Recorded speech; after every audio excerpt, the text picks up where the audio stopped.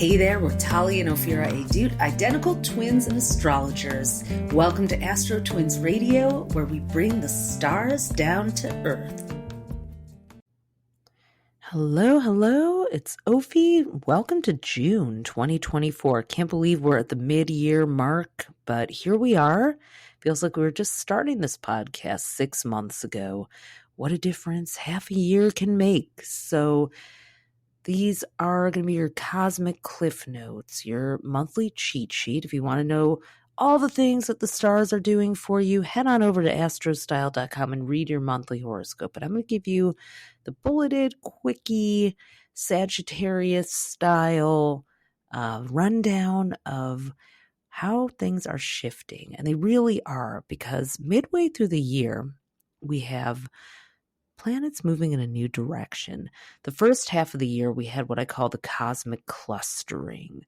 The planets were really densely concentrated in just a few signs: Capricorn, Aquarius, then Aries and Taurus. And we had Jupiter, which is one of the outer planets that sets the theme for 12-month cycles. We had it in Taurus, an earth sign, which is about security, stability, possessions, what's mine, what's yours, money. Jupiter was in Taurus all the way up until May 25th of this year. It started on May 16th of 2023, and it really shaped the direction that people were putting their energy into. And now on May 25th of this year, Jupiter moved into Gemini, which is an air sign, the sign that rules communication and interactivity, dialogue. Now, Jupiter doesn't really love being in either of those signs. It's in what's called fall in Taurus and detriment in Gemini. So kind of like being in a too tight pair of shoes, but having to take the long walk nonetheless. So that's what we're feeling like. But Taurus rules the throat. And while Jupiter was in Taurus, we spent a lot of time talking at each other, yet shouting at each other, trying to be heard, trying to be heard over one another. Now, Gemini is the twins, the mirror twins. So here's hoping that Jupiter and Gemini is going to bring more dialogue and more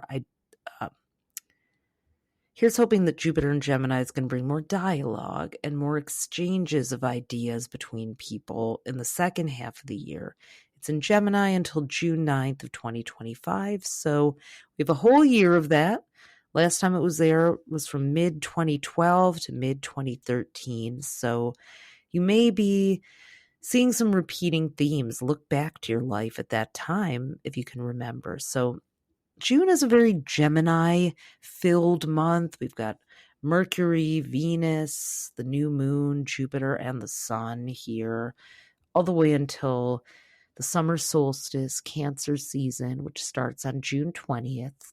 But by that time, you'll probably be just listening to our weekly podcast. So we're going to focus on the Gemini energy and the big theme changes in everybody's life. So if you are one of the fire signs, Aries, Leo, or Sagittarius, the first half of the year was very much about your goals, your stability, your security.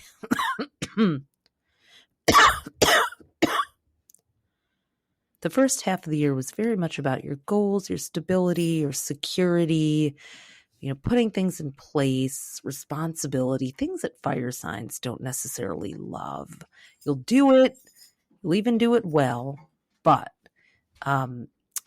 you really do prefer to be out there among the people, spreading your ideas and thoughts. And good news, with Jupiter now in Gemini, and an air sign, it's a lot more interactive. It's about relationships and people and community, exchanging ideas, not just getting it done and then you'll get out and see people, but really making time for others and for collaboration.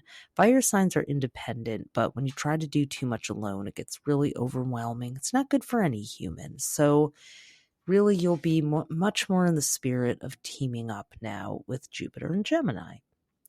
Now, if you're an earth sign, Taurus, Virgo, or Capricorn, you actually had a very fiery first half of the year. It was a time of trying new things, taking risks, which is funny because the earth signs really prefer stability. So for you, you were also out of your comfort zone and out of your normal way of doing things. There was a lot of attention. Maybe you really got into putting your ideas out there, taking risks. Earth signs don't always do that. They tend to focus on stabilizing and playing it safe, making sure that if they're going to take a risk, that they've thought through what kind of return on investment they're going to get. But not so much when Jupiter was in Taurus. For the first half of the year, you were doing a little ready, fire, aim. And now, with Jupiter and Gemini, you're back to your nature. You're back to being more of the planner, the let's do things in order, step by step, one step at a time. Let's try a bite, see how it goes, evaluate, and then take the next bite. So you also are much more in a comfortable place. But I personally think it's good to be uncomfortable and try new things. And we all get a year like that kind of every other year, I think, with Jupiter. Every couple of years, we're doing something that's not our usual way of doing things, and that's how we grow as people. So if you are an air sign, Gemini, Libra, or Aquarius, then oh boy, was it an emotional year for you. It was really a lot of intense, deep reflection, waiting. Air signs tend to be a little more impulsive. They like to act and think and be out there socializing, asking questions, being curious, gathering information, opinion polling everybody. But it was much more reflective and emotional for you. You may have even gone into a little bit of a hermit mode and withdrawn from people a bit. The good news is you are back to your fired up, excited self. You're doing new things. You will still be a little uncomfortable this year, but in a different way. Whereas you were very emotionally driven in the first half of the year and more kind of reflective and moody and emo, not always the best look for the air signs. In the second half of the year, you're going to be much more forward focused, action taking, risk taking.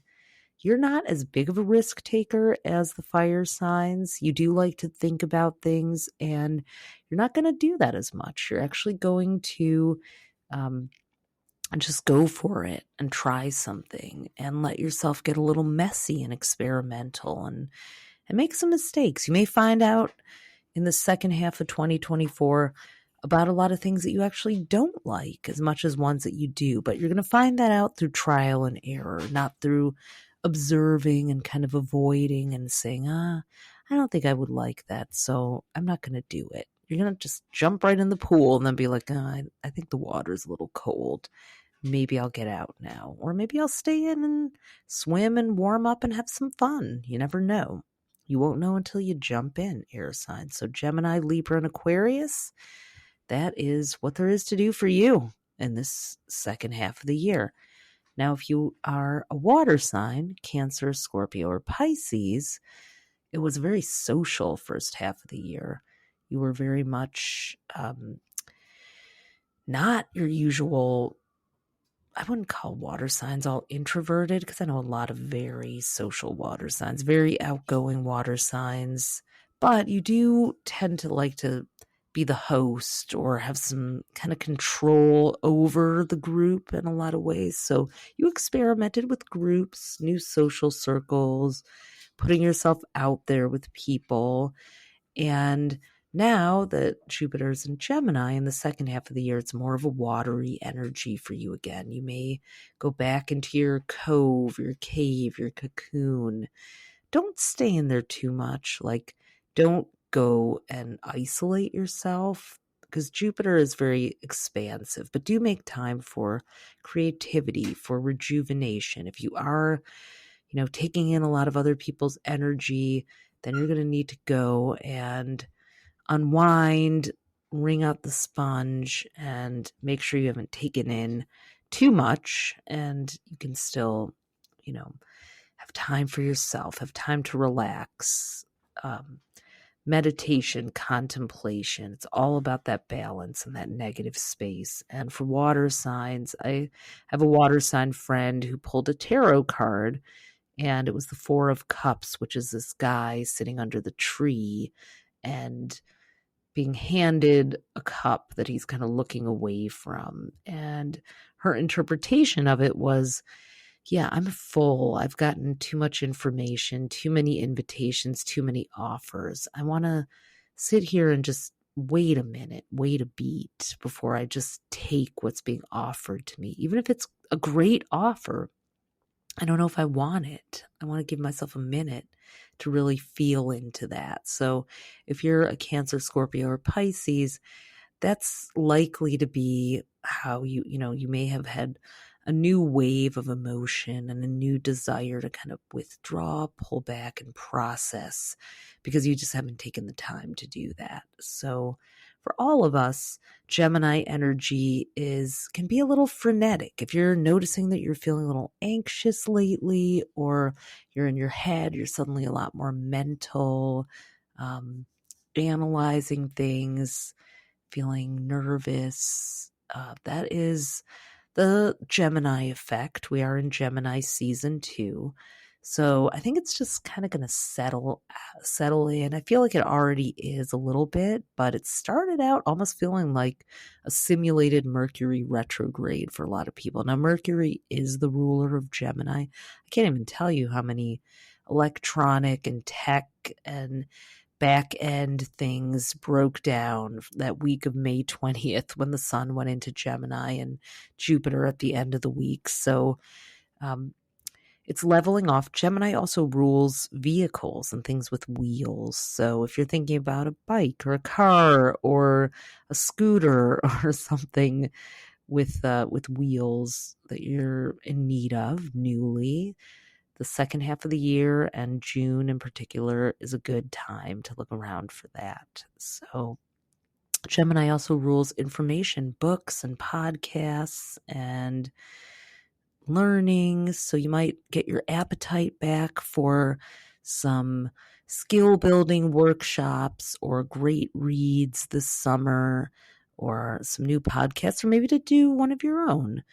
And speaking of books, we've got one to recommend to you. It is ours, and it's coming out August 27th. It's called The Astrology Advantage, and we like to think of it as if the Enneagram, Myers-Briggs, and astrology had a baby, this would be it. We've focused on what are called the chart dominants, which is the driving motivation and energy in your chart so that you can use astrology in your astrological birth chart to guide you through all the overwhelming decisions that we have to make in our lives, especially with Jupiter and Gemini. So if you want to know not just what is my purpose, but what is going to make me happy, how should I be living my life, what is the best way to approach some of the choices that I have to make now, what's the best way to set up my day, my schedule, my workspace, my home.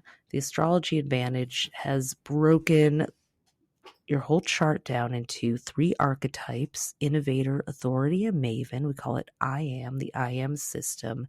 And it's a way of using your chart accessibly at any time, having it right at your fingertips without having to become an astrologer.